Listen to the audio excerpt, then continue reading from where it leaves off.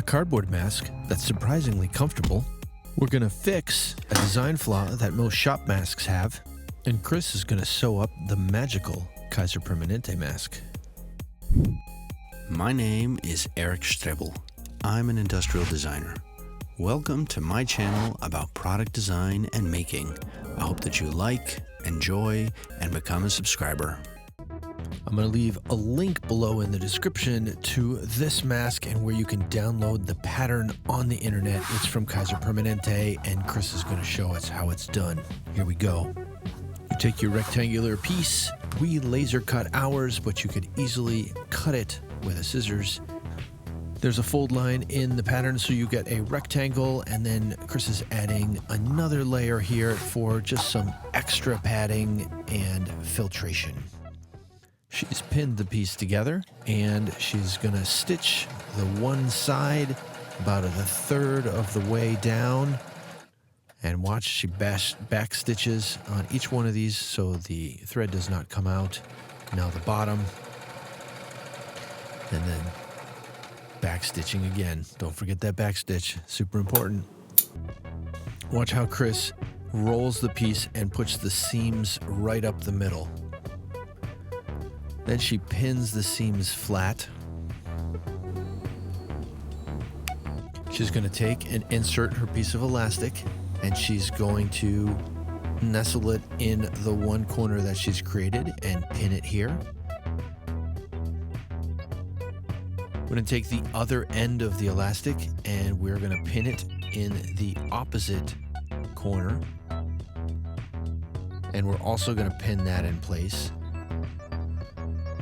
because we want that elastic on the inside of what this is.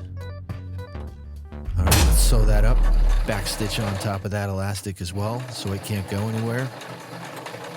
And we're going to sew all the way down on this guy. And we're going to make sure everything is nice and taut and square at the bottom so we can sew that elastic back on to the other side. Don't worry, it's all going to make sense. Just stick with me. Okay, we're going to repeat that process with the other piece of elastic on the other open side of the mask. We're going to pin that in place just like we did before. We'll head back to the machine. Don't forget, backstitch when you start and when you end. And she's going to go through and do the same thing as she did on the other side for this side. Let's cut and round those corners to make everything just kind of nice and neat and clean. All right, here it comes. Get ready. This is the magic part of the video. I love this.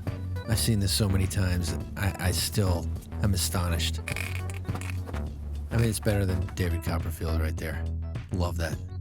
Anyway, now we're going to put the pleats into the front of the mask, and Chris is going to use some pins to line everything up and get everything where they got to go. And she ultimately is going to have 3 pleats here, and we're going to sew through those. And that is what's going to give the mask some flexibility to kind of curve around the front of your face and sit tight and snug to it. She's got a little ruler here, and she uses that to make sure all the lines are straight and everything is as it should be. And here's a quick test fit, which is always a good thing to do. And we'll get ready for the final sew on the right and left. Again, back stitch when you begin, back stitch when you end. All right, that is just sweet right there. Now the other side. Here we go. If you're curious what Chris is sewing on, she's sewing on a Kenmore 30 stitch model 385. I love how this thing just goes through that many layers of material. Fantastic. All right, we're almost done. If you stay tuned to the end of the video, there's going to be a special bonus section involving these masks. You won't want to miss that. I've wanted to modify this mask for a long time. I use it every day in the shop for everyday super dusty tasks. And the thing is, there's no disconnectable strap that goes behind your neck. So I have to take my hat off and put that strap over my neck. So let's remove that strap, and we're gonna make this into a disconnectable strap. I have some quick clips, some side clips, and one side, for whatever reason, needs to be sewn on. And quick, Chris saves the day and does a little box stitch. It's not a complete box X stitch, but it'll work in this application. And then we'll thread it through on the one side, cut it off at an angle so we can reduce our fraying, and the other side slips back through the loop. And you'll see I'm kind of doing this upside down because it's kind of cheap quality and it doesn't actually thread in and stay the way it's supposed to. So I have to do the inverted thing so that the strap is on the inside. But this makes it so much easier for me to put this mask on and off. I won't have to take my hat off, and it's going to make my life a lot faster and quicker. Let's check it out. Finally, I modify this mask to be something that I wish had been standard.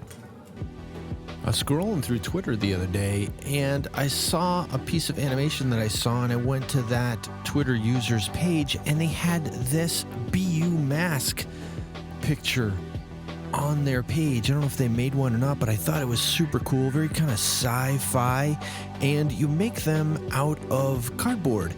They didn't provide a Illustrator vector file when I reached out to them, so I basically took their PDF, went over to Vectorizer and vectorized it, and it needs a little bit of cleanup before I can laser cut this thing out, because there's no way I'm doing this by hand. Laser's the way to go here. I'm using version 1.7, but I'm lacing it up like version 2.0. So I'm putting in the fold lines and all the cut lines for the holes. Let's cut a little test one out of some green poster board from my local dollar store and see how this bad boy folds up and what we get. I'm going to post a link to the web-based vector source that I use to create these files with as well. There's one tab on this that gets glued to the other side, and then everything else gets folded. We need something to go around our ears. I'm going to use some old shoelaces. Yeah. So you'd be surprised how well this actually works. I was pretty skeptical, but it works pretty good. Now, the filter for these units is sort of whatever you have around. These are not meant to be N95 masks in any sort of way. It's just to help you prevent the spread of the virus to somebody else, or potentially keep you from inhaling that virus from somebody else. All right, I'm going to use a piece of task board because that's what I have. The task board's a little softer than regular cardboard. If you don't know what task board is, check that out in the link below. A few years ago when I made my cardboard video, Ian from Taskboard reached out and sent me some samples. These are the samples that I have that he sent me, so thank you, Ian. And I'm going to introduce everybody to this task board.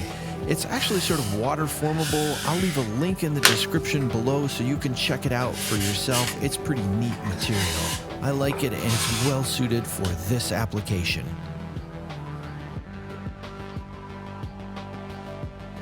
So that filter that you see is something that is removable and replaceable with another one. You can throw it away, make a new one, wash it, whatever. This is Chris and I at the grocery store. And this is like me this morning at the Kinko's. This thing is very comfortable. Now, for that little trick that I promised you earlier, remember the hole in the middle that we flipped the mask inside and out with? Well, guess what? You can put a regular face mask in there to have this thing help hold some shape, and then you'll have that wire over your nose to create an even better seal. And that, my friend, there is an absolute thing of beauty.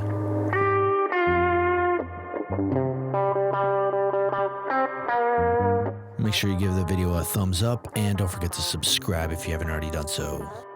Hey, and don't forget to follow me on social media. I'm on Facebook sometimes, Twitter usually, and now Instagram.